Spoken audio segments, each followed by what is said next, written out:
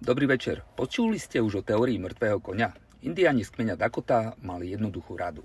Ak je tvoj koň mŕtvý, zosadni a hľadaj nového. Logické, nie? No a na Slovensku my radšej kupujeme nové sedlo, meníme jazdca a čakáme, že mŕtvý koň začne cválať. Viete, kde to vidieť najviac? No v politike. Vo financiách, zdravotníctve, školstve. Náš rozpočtový deficit rastie ako divý, dlh je už skoro 60% z HDP, populácia nám starne, ekonomika spomaľuje. A čo my robíme? Lepíme diery na potápajúcej sa lodi lepiacou páskou.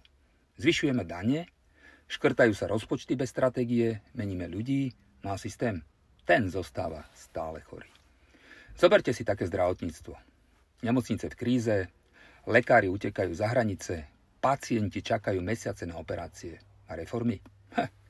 Nové pravidlá, tlačovky, nejaké drobné do rozpočtu a nič sa nezmení. Školstvo.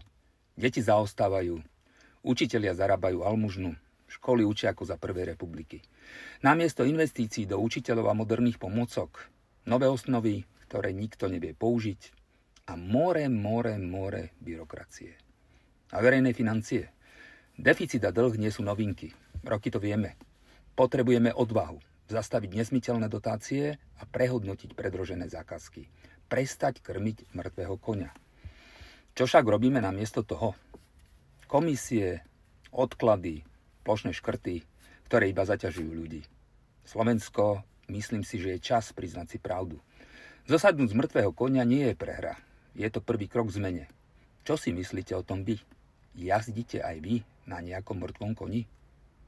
Napíšte mi do komentárov. A ak chcete vedieť viac, prečítajte si celý môj komentár na www.sita.sk. Link nájdete dolu v popise. Pekný víkend, priatelia.